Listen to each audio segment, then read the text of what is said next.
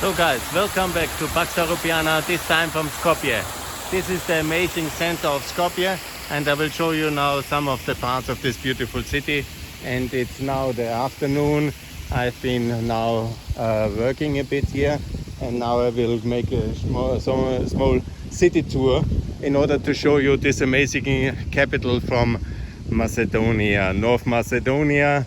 It has changed its name recently in a very complicated process from Macedonia to North Macedonia to make peace with Greece, and it is now peaceful and settled. Unfortunately, Europe did not reward this peace significantly.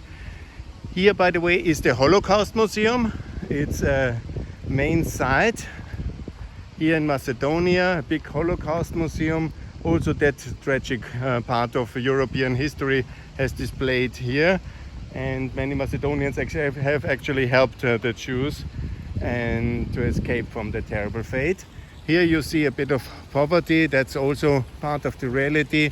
Here you see these beautiful or less beautiful monuments which were part of this revitalization of the city center called Skopje 2014. Some of them are very good, some of them are very bad. Overall it's a bit too much, but nevertheless. Here the most important holy man of the Orthodox world, Cyril and Methodius. They have a big monument here from Ohrid. They went to bring the holy word to the whole Eastern Europeans, and they started here. They are of course the saints of Christianity. This is the old stone bridge with the famous Stone Bridge Hotel. Very beautiful here. And here also our saints, I actually don't know. And here more of the city of Macedonian capital Skopje, with many of the government buildings here on the left of the Vardar River. We are now crossing on the stone bridge the Vardar River, and I will give you an overview of the city here in the afternoon heat. It's a bit crazy to do, but I decided to bring you the NATO capitals closer, and I try to manage all this beautiful in this NATO tour 2021, where I visit the NATO countries and some other countries here in the Balkans, which unfortunately still not in NATO, but hopefully soon. And here Skopje, the capital of NATO member Macedonia. Here T-Mobile, a big investor here, the German mobile company. Here you see the sunset. This is the mountains to Albania over there. The river, Vardar River, you see here. And of course some big monuments again. And here you see again this beautiful part of the city with many of the government buildings along the Vardar River. Like for example here you see the Ministry of Foreign Affairs in the next, I think behind the building, that's the monument of Macedonian national history. And over there you see some of the booming parts of the new town. And obviously on the other side, the big main square of Skopje, you see Alexander the Great. Of course they made a very big monument here, maybe too big for many. But nevertheless, the issues with Greece are settled in the Prespa dialogue. Now the task is obviously to go and settle with Bulgaria. Here the help of the Europeans and the Americans is absolutely needed, because all alone it will be pretty impossible for the Macedonians to settle this, because the whole idea that two very separate and conflictual nations can settle easily by themselves just by talking without international support is probably quite impossible. Nevertheless, hope is there. While here a lot of people actually have lost hope already, and they are very disappointed, and for good reasons they are very disappointed by the European Union and the lack of support since the Prespa agreement, because the idea to change the name of a state and get this referendum done and have all these kind of complications to pass it, and all the really complicated political interventions to have a majority in the parliament and so on and so on. So the idea would be that Europe is supporting peace then, but unfortunately this has not happened, and we are in a pretty big mess and quite disappointed are many people. Here I show you Alexander. Very good. You see the city beautifully and developed. The city square, I was here 22 years ago the first time. It has really developed enormously. It's still much to do, you know, of course, yeah. But it's of course enormous, the progress. You see many of the monuments, and that's the main square. You see also over there the triumphal arch, the beautiful fountain here, and here the triumphal arch of Macedonia. Yeah, what's the disappointment? You know, it was a triple hard strike. The Macron veto of enlargement in 2019, and then double strike hard the double Bulgarian vetoes of December 2020 and in June 2021. And now we have the second elections in Bulgaria indecisively. Nobody knows what will happen, and most likely there will be no progress. And alone, I think progress is possible without harsh American and European intervention into Bulgaria, as I have called on Twitter already today. So where we stand here. What needs to be done is very clear. We need the euro to be the common currency of Europe as a political project to be decided here in Macedonia, and to do it now, and to do it simultaneously, obviously, if it's possible, with the euro introduction of Albania and Bosnia. And then we have a good progress, economic integration first. Not as Gerald Knaus is saying, the European Economic Area, but the currency is of course the key. And here we need to start in Macedonia. It's the time to do it, and it must be done now. So there's no doubt. Here is the Macedonian Arch de Triomphe. Some have ridiculed this, but nevertheless it is here and it is there.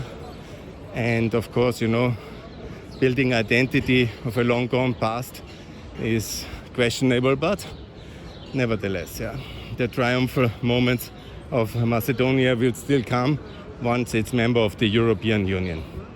And the way to achieve it is obviously to bypass the Bulgarians by adopting the euro even before Bulgaria will float the euro. And then this is obviously the sign that the Macedonians are more European than the Bulgarians and everybody else, who just wants to impose their own specific view of history on everybody else. That we cannot do in Europe. That is not the way Europe is built or can be built. We must be respectful to each other. We have differences. This has many roots. They can be gradually aligned, but then they cannot be imposed on each other. That's very sure, and that's very important actually. So we have here the Arc de Triomphe. We have hopefully soon the euro as the currency. It's quite easy to do because Macedonia has a 60-1 pact system. These are some of the heroes. I seriously can only show them because I will in some of the podcasts in the future maybe go deeper. But who actually really cares on the European level for Macedonian or Bulgarian heroes of some long gone communist past? I'm risking my life here for this video, but nevertheless, let's go first here to the parliament and hope I can cross without punishment. It was green for me, I think. Anyhow, here we have some other, that's probably a partisan, a Yugoslavian kind of stuff. Much monuments. You know, of course, the country is full of identity issues. They have many national holidays. Everybody has its own holiday. They have the 11th of October for the more socialist Yugoslavian partisans, kind of. They have this 23rd for the ones who believe more in the Würmere narrative of Macedonia. That's the conservative nationalist party on the right. They have also, of course, the Ohrid Day for the Albanians to celebrate the peace settlement. They have obviously also, that's for the Ilinden, the 2nd of October. That was the big, the 2nd of August, the big uprising in 1902 against the Ottomans. And they have also the Independence Day of modern Macedonia on the 8th of September in that year 1991 when they declared independence. And Kosovo did as well, but Kosovo didn't get it. And Macedonia was internationally recognized then later. Obviously that is the parliament of Macedonia. And I made a mistake actually in Albania. It was the parliament office building and not the parliament itself. Some friends from Albania corrected me. I make an apology if I'm not perfect on history or on some of the things. I try to give you my perspective of how to settle for peace and how these countries look. They have a lot of history. This is again from the independence wars. That's the year, to my best knowledge, when Vimere was created. Obviously here, these are the years of the freedom struggle against Ottoman colonialism in the Balkans, in Macedonia. That was the Greater Macedonia by then. The whole idea of Ottoman Turkey, the one part which were not liberated after the Great Eastern Crisis. Here again, the whole significance of everything else I first have to read, because here are so many monuments, it's really beyond my capacity. But this looks again communist. Yes, it's not in very good shape. So that's of 44 of the liberation. I honestly don't know all the aspects of Macedonian history, but I promise you guys I will get better. I will learn and try to understand this really fascinating place, yeah, because I really love it and like it. And here it's very dynamic youth. Whenever the people are not very positive at the moment, everybody I talk here is in a very gloomy mode. Actually, Florian Bieber was maybe right. The mood here is gloomy. Me as an outsider, I cannot completely understand that because we have achieved so much. Yeah? I was not here for 5 years and there is NATO membership here now since 2020, 27th of March. I mean, what can be more important than NATO membership? I really don't know that. Yeah? I mean, and who can be pessimistic when he's in NATO? Yeah? This is for me an absolute mystery. The membership in NATO is so important. But after, every of the single monument is about the insecurity, about the defense, about defending this very central location, because the whole reason for Macedonia is this kind of Vardar corridor, this battlefield of the Balkans, if you want, this kind of north-south connection from Thessaloniki to Belgrade. And here in the center, obviously in the crossroads between the east and west corridor, which I actually heard there will be good news. The motorway will be built. Huh? So there is absolute good reason for optimism and for a very successful future ahead for Macedonia, also on the infrastructure side. Because yesterday I came by bus I shared some of the impressions on Twitter. Obviously the road is still the same between Ohrid and actually from Elbasan onwards the road has not changed much in 20 years, if at all. Actually it got only worse, and you have still no railway connection between Tirana and Skopje, which is a bit of a scandal to my best understanding. And also you have the highway, it's not a highway, just a normal street, yeah, and a very basic and very perfunctory kind of situation here. Of course, the difference is quite striking. Here obviously we are in ex-Yugoslavia. Here the infrastructure works much better than in Albania. The roads are broader and the water and the municipal infrastructure. This is something Yugoslavia really knew what to do, and they have done that actually quite well. So you have a much less congested city, you have a better working city than Tirana, and obviously you have also all the issues of pollution here. It's one of the most polluted cities in the winter because of the heavy industrialization of Yugoslavia and the lack of serious investments ever since. And then you have these problems with very congested and a very problematic kind of valley in which Skopje lies. And so we are, of course, much to do. Some of the shops you see visible, it's organized a bit better than in Tirana. There's simply a big difference. Tirana and Albania is a southern European country. This country and much of the other areas are countries of Central Europe. Might be a wild statement of mine, but more or less it's a Central European country, Macedonia, with a little bit of Greek and a little bit of Albanian kind of effort.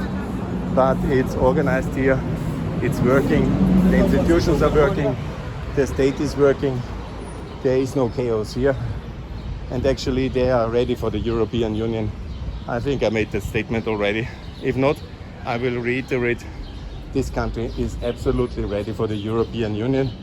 My recommendation is adopt the euro, join the European Union 2024 together with Montenegro and Albania. I want to see all these three countries in the European Union. Here we come to the birthhouse of Mother Teresa. Here, this is actually her birthhouse, a very important European monument of this great global personality. She has here her birthhouse in Skopje. Origin is Albanian, obviously, and here she is. Let's pause a moment and let's honor this very special lady. Here, one of the churches, beautiful and everything in reconstruction. Above, obviously, of Skopje, you see the big cross. I will show you. Here's the monument of Mother Teresa, and here's one of the pedestrian streets.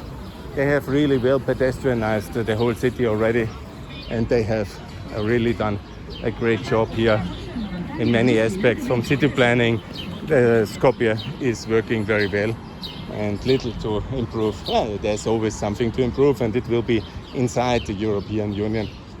But you know, after all our, if you do it the French way, obviously this will take 100 years.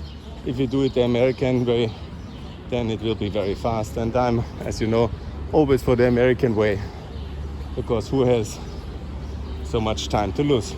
I certainly not, and I'm sure the Macedonians as well not. And what exactly is the problem to get 2 million more people in the European Union? Anyhow, if we don't take them, they will all come themselves.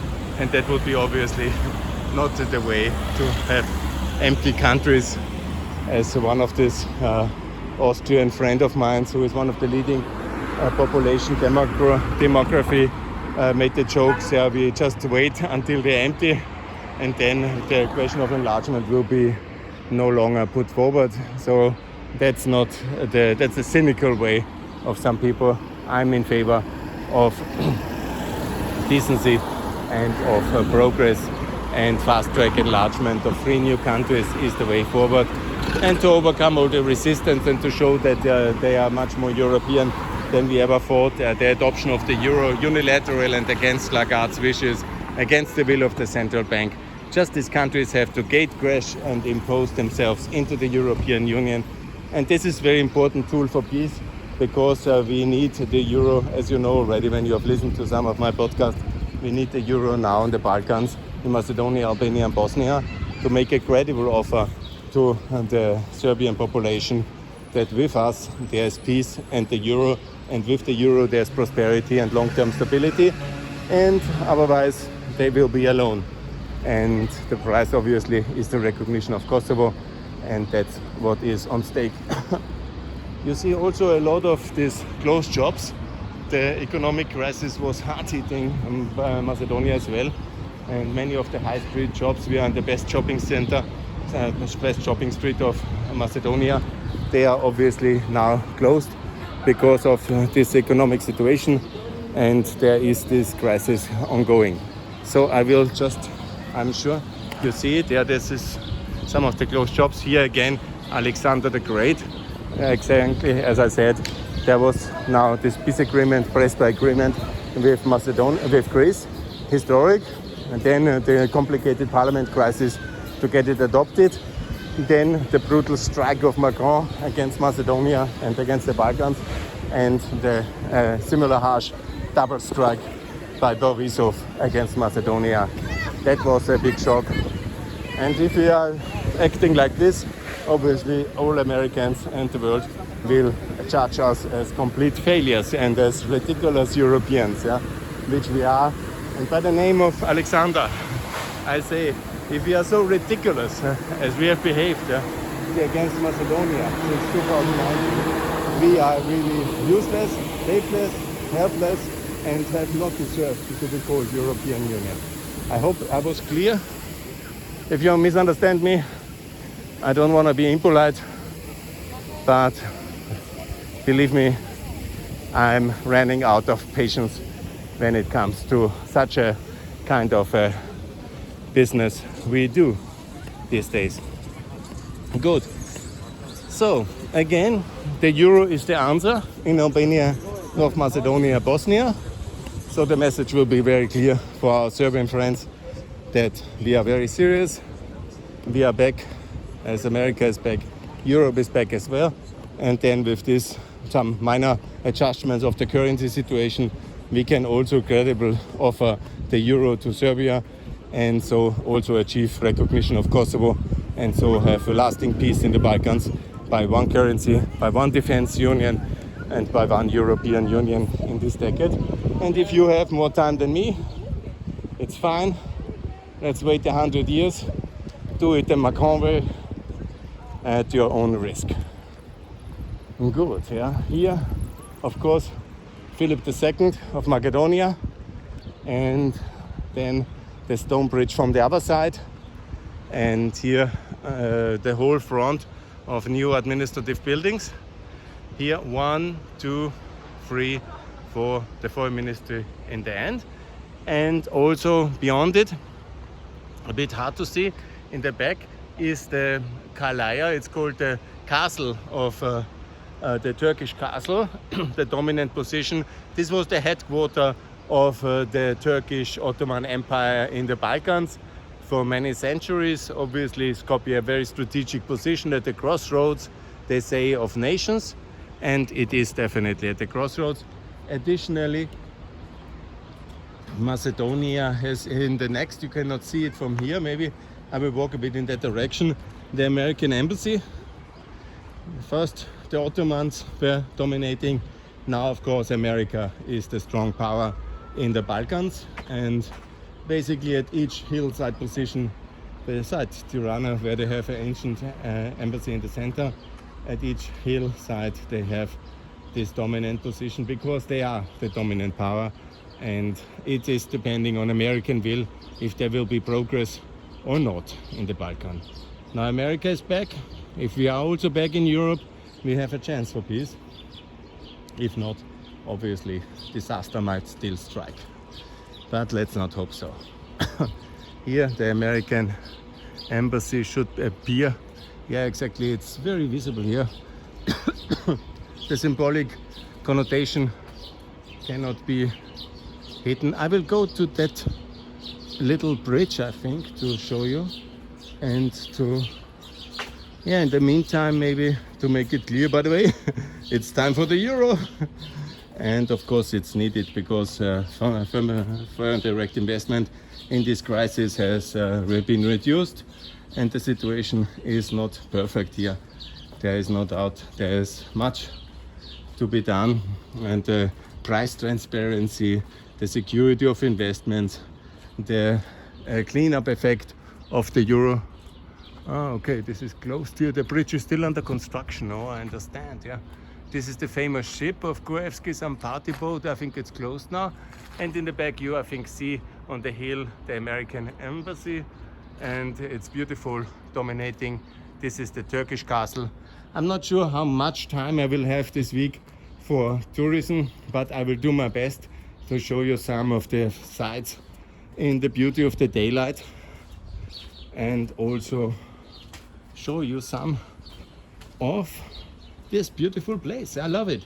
Actually, I'm so happy. After, I think, 5 years, I'm back now, and it's really quite amazing meeting people, seeing how it is. But also it's sad because we have this kind of crisis in the enlargement, And I was making a comment on podcast. Want to apologize. The mood is really gloomy here, and it's very bad. And I'm very sorry to say that we, again, as the European Union, have not performed.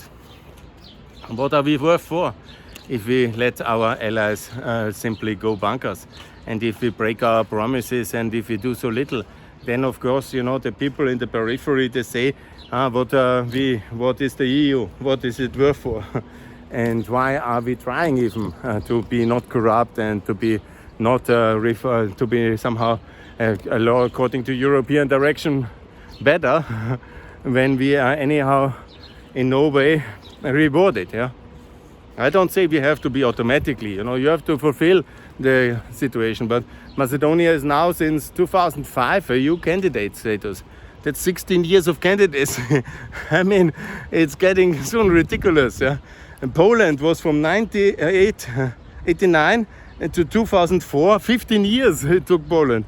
And here we have 15 years of candidacy and maybe then 20 years, ultimately, in my optimistic scenario. In the scenario of the Macrons of the world, of the irresponsible Paris elite, happy and rich with themselves, they of course have a perspective of 30 years or maybe hundreds of years or whatever. Here you see the just Justinian, the lawgiver.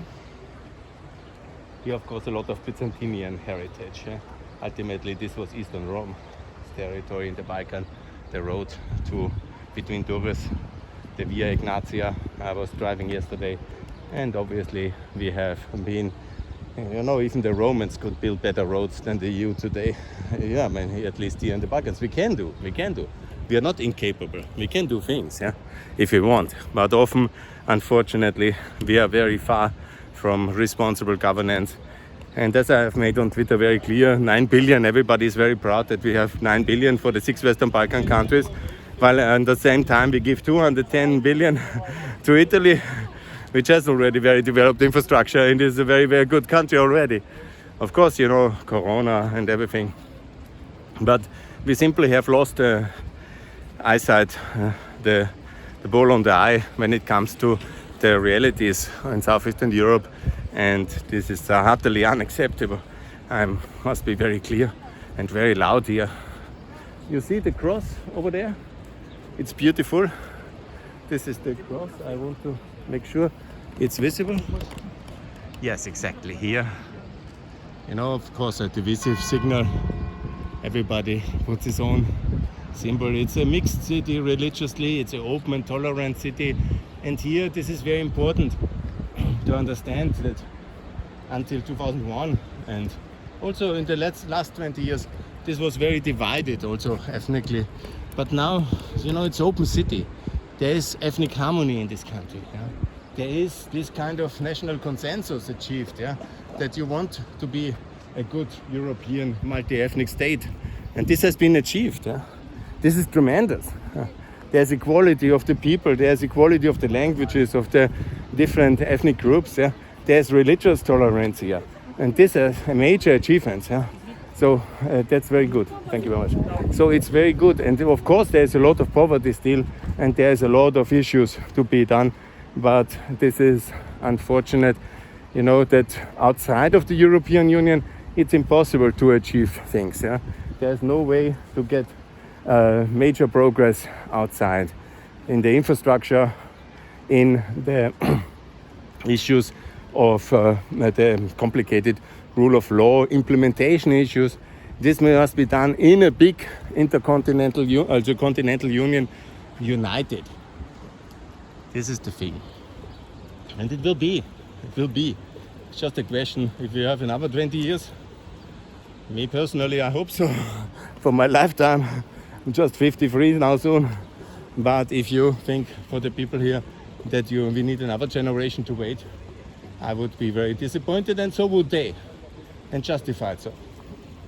So now this is again the stone bridge, the river, Philip of Macedonia, and I will show you more in the coming days of this beautiful place.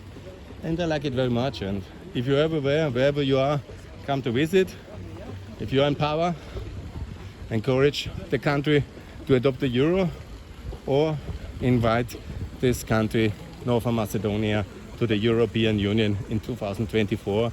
And if you don't believe we can, then I'm confident that you don't know what you're doing, because ultimately we have done it for Bulgaria.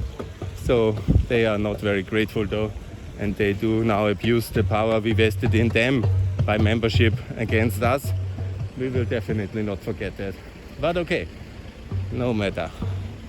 There will be European Macedonia with or without the Bulgarians. And that will be 100% sure. So good, this is basically the part, the older town. You can call it more the Albanian part. It's certainly true there's some kind of divide, but it's not a divide in a sense that you don't go there also. This is more the party town where people go out. It's also the touristic heart of the center. There's also this multi-ethnic Southeastern European University. So here really this is all open. There is this multi-ethnic North Macedonia in the institutions, in the language, the cooperation. It's, you know, like in Belgium. It's a country similar to Belgium. You can compare it. Okay, it is perfect. Is Austria perfect? Who is really perfect?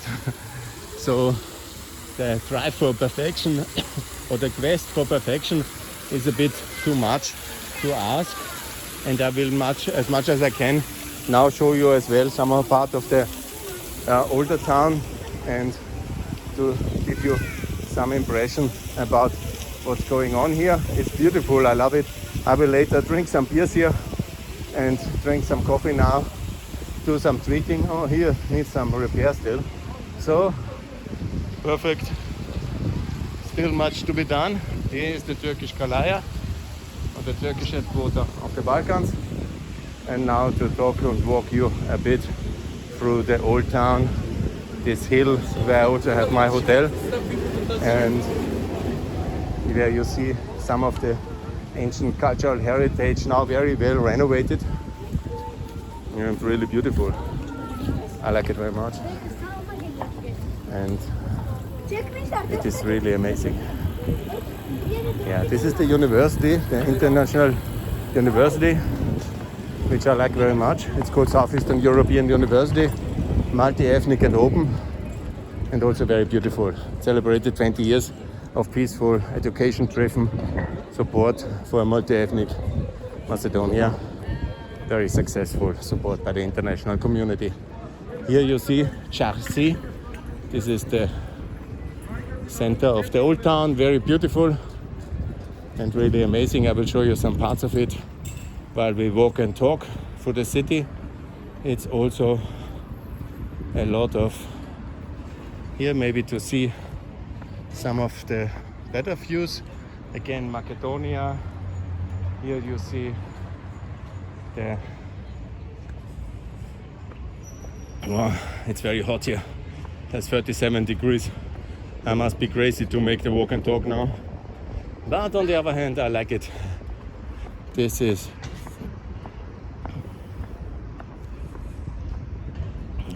the road, the flyover or whatever, the walkover. Here is the Skanda Bay.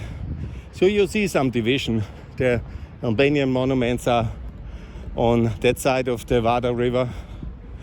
But there's much too much talk about separation or whatever, ethnic division. No. There is harmony, there's cooperation, there is joint institutions, there is a working state, there is a working country, there is a well-reformed country, there is a candidate since 15 years. And now, really a member country of the European Union, ready for it, with good infrastructure, good living conditions.